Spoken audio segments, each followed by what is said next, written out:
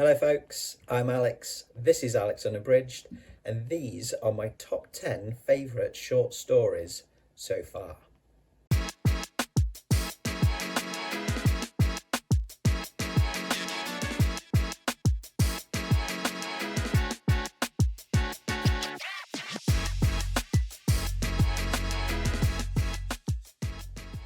So welcome back to the channel if that is the case. Yes, another top 10 list for you today. I've had this one in my mind for a while. This is my top 10 favourite short stories so far to date. I've been reading short stories in increased amounts over the last couple of years, and so I think it's probably about time that I get together my list of top 10 so far, because I do intend to increase that consumption even further in the coming years. So these are just short stories. There are no novellas on this list. I will do a separate video for novellas at some stage. But these are just the short stories that I've had the most fun with or that have had the most impact on me. So they're just my favourite short story experiences. I've been reading, as I say, I've been reading more short stories over the last year or so, especially as I've started to kind of get into writing them myself. I've kind of wanted to, sort of immerse myself in that format. So a lot of these on the list are stuff that I've read relatively recently. There are, of course, plenty of short stories and plenty of classic short stories that I haven't read yet. So I expect this list will probably change a fair bit as I increase my knowledge of short stories. But for now, this is the current state of affairs. So let's jump right in then with number 10, with The Yellow Wallpaper by Charlotte Perkins Gilman. This one, if you don't know it, is about a woman's descent into madness as she is confined to a room with oppressive patterned wallpaper. And this explores kind of the sort of stifling effects of control from others, namely her husband and her doctor, so patriarchal control, and mental illness. She is confined to this room because she's suffering from postnatal depression, essentially. And all of the things that she thinks and she says that would make her feel better, like getting outside for a walk, things like that, they won't allow. And so therefore she is trapped in this room with this horrible wallpaper and slowly becomes more and more unstable. This is a really interesting piece of writing. There's some great prose in here, but it's the progression, I think, of the state of mind, the unraveling state of mind, and the way Perkins Gilman writes that really kind of got to me. It's quite a powerful piece, I found. A very, very quick read, but a very, very impactful one. Okay, in at number 9 then is The Pit and the Pendulum by Edgar Allan Poe. I've not read a huge amount of Poe yet, but from what I have read, this is by far and away my favourite one. This follows a man in a prison who faces psychological and physical torture, including that of a pendulum that kind of slowly descends on him whilst he is kind of trapped below it, and a pit, a bottomless pit. It's told from his perspective as he desperately struggles to escape his fate. The atmosphere in this one, the way that Poe writes, describes the prison, describes the implements of his torture, if you like, and how it's affecting him psychologically. The atmosphere is fantastic. It's dark, it's mysterious, it's intriguing, and I really enjoyed the character voice in this a lot. Okay, in at number 8, I've got a story from a fellow booktuber, and that is Death Off Venice by Troy Tradup. And this follows a surfer going out to ride the waves one morning off Venice Beach, but getting more than he bargained for. This is a very, very short story, but it's very sharp, and it's very funny. It's very gay, which I appreciated. Troy paints a fantastic picture, I think, in this of the setting, the characters, the action. As I say, it's very, very short, but he packs a lot into it. There's a lot of life in it. It's a very lively story. Some great sharp observations about Hollywood and the film industry. And it's got a great ending. I absolutely love the ending to this, the way that it's written. This is a particularly great one for me because this was my first shark story. And I am terrified of sharks. A lot of you will know that. I avoided anything to do with sharks. And when I first picked up Troy's collection, he said, "Oh, you might want to skip that one." But I didn't. I thought, no, I'm going to read it. I'm going to see how I go with it. And this is what has got me into reading lots of sharky fiction. I absolutely love this story. So yeah, Death Off Venice is number 8. In at number 7 is a classic, The Lottery by Shirley Jackson. Couldn't not be on this list, really. This depicts a seemingly ordinary small town that conducts an annual lottery upholding a tradition, the horrific purpose of which unfolds over the short number of pages that follow.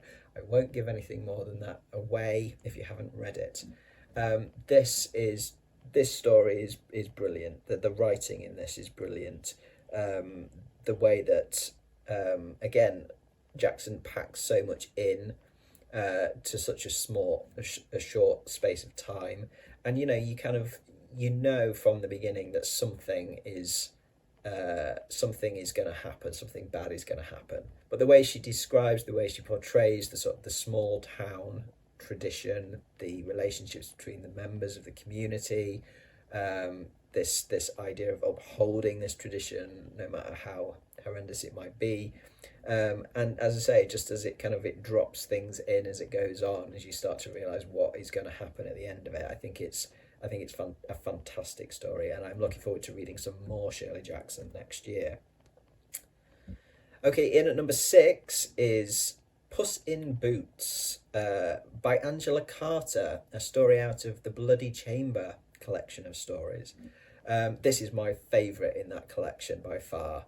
This is a bawdy, comedic retelling of the classic sort of Puss in Boots tale, in which a cunning cat helps his poor master achieve wealth and love through clever schemes. It's very, very witty. It's got themes of sort of sexuality and subversion in it. And it plays with, and this is one of the reasons why I love it so much, apart from the language, and Carter's writing is so rich. It plays with traditional commedia dell'arte archetypal characters. It's highly, highly theatrical. I love commedia dell'arte as a theatrical art form. I studied it at university. I think it's fascinating, and it's really entertaining as well. And this does play with that really well. And so I really enjoyed that. But yeah, Carter's writing, any of Carter's writing, is absolutely fantastic. Her command of the language, her rhythm, that kind of thing is just spot on. Okay, in at number 5 is The Jaunt by Stephen King, from this collection of his, Skeleton Crew. This is about a family who is preparing to use teleportation technology for travel. It's become kind of commercially usable for travel. And the father of the family is telling his kids of the history of how teleportation came to be possible. But his son's curiosity about certain elements of the process leads to terrifying consequences. That's all I'll say. This is a great collection. This is one of my favourite collections of Stephen King's short stories. And The Jaunt is, I think, just brilliant. The way that it's told, and it's got that kind of punch ending to it. I think it's the ending to it that I really love. You kind of see it coming, but it's still a smack when you get to it. I think it's a brilliant story. So yeah, The Jaunt by Stephen King. It's hard to pick one from Stephen King because he's written some great shorts. Okay, in number 4 is a short story called There Are 5 Ways Out of This Room, and this is by Mish Green. Um, Full disclosure, Mish is now a good friend of mine. They are the partner of one of my best friends. That's how I got to know them. But they are a writer and poet, spoken word artist. And this is one that was written and published as part of a collection called Protest: Stories of Resistance. But it's this story itself is also available as a single ebook to buy, which I'll link to in the description. And all of the stories in this collection, including this one, come with a kind of a partner text written by a historian or an academic, which explores the actual history that inspired the story, which is great. And this one is told from the perspective of a working class woman who was in prison for protesting for suffrage rights. And it explores the experiences of suffragettes, especially in jail, and things like solidarity, love, hope, and resistance. It is beautifully written, some wonderfully lyrical prose in there, but it's quite a challenging read. It's got some darkness in there, and some quite visceral writing about some of the things that suffragettes did experience in jail. I first actually heard this being read by Maxine Peake at a literature festival in Manchester. And she did a phenomenal job with reading it. There is a video on YouTube of that reading, which I will link to in the description. So I thoroughly recommend going and listening to Maxine Peake do that reading. She absolutely nails it. And at number 3 is There Will Come Soft Rains by Ray Bradbury, which I read as part of the Martian Chronicles, but that is in itself a stitch-up novel. It's lots of short stories by Bradbury stitched together to make a novel. This one is about a fully automated house which is continuing its daily routines in the aftermath of a nuclear apocalypse. So the fact that it continues on without its inhabitants is kind of really emphasizes the absence of humans in this world. It's got some beautifully lyrical writing in it. It's got Bradbury's sort of poignant but dark style to it, which is one thing that I really love about Bradbury's writing. There's a weight to his writing. I like his word choices. I like his sentence structure, and that is all evident in this. But I just like some of the imagination of it as well, in terms of the sort of routines that this house goes through and how the technology works and stuff. And at the same time, I mean, because that is quite amusing in some respects, but at the same time you've got that juxtaposed with a really quite dark and sort of eerie lack of humans, or the kind of the state of the world after a nuclear apocalypse. Really memorable, impactful story, that one for me. And speaking of impactful and dark, in at number 2 is I Have No Mouth and I Must Scream by Harlan Ellison. This is set in a dystopian world where a sentient supercomputer called is torturing the last 5 humans alive. Has kept them alive purely for the purposes of sadistic and eternal torment. This is a dark story. This is a very dark story. It's only 16 pages long, but you wouldn't want it to be much longer, to be honest. It's quite a difficult read. It's obviously it's exploring themes of power, suffering, loss of humanity. It's got some really flawed and not at all likable human characters in it. Is terrifying. The prospect of something like even being able to exist is terrifying. And Ellison's description in it is beautiful but disturbing. Very, very rich imagination. And yeah, it packs such a punch, this story. It was so impactful. It's one of those where I can't get sections of it out of my head, even though I wish I could. But no, it's a brilliantly written science fiction story. And it's one that I want to read again, but I know I need to be in the right mood for it, because it is. I did find it quite a dark, quite a tough read, but fantastic, absolutely fantastic.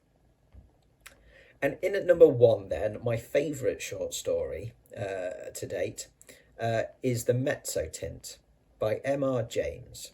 M.R. James is my favourite kind of classic short story writer. He wrote a lot of what's called sort of antiquary horror. So things about cursed objects, things like that, and I love that kind of stuff. He was writing at the turn of the 20th century. And The Mezzo Tint is my favourite of all his stories. I've listened or read a lot of his short stories. And The Mezzo Tint tells the story of a haunted engraving that mysteriously changes over time to reveal a chilling tale of revenge and supernatural retribution. The picture changes when it's not looked at. It's very creepy, and I just love the concept of it. The idea of a piece of art that is, kind of supernaturally charged or kind of is haunted. I really, really enjoy M.R. James's writing style, especially in this. Great tension, great kind of creepiness, eeriness. I like his character work as well. He's got some great wit to the dialogue. Some of it's a bit tongue in cheek, I think, but it works really well. It's kind of the balance of kind of the humor and the sort of the creepiness, the darkness, the tension in it is great. And as I say, I just love the concept of this one, and I think it's executed so well. So yeah, The Mezzo Tint at the moment is my number one favourite short story. So there we go. That's my top 10 favourite short stories for now.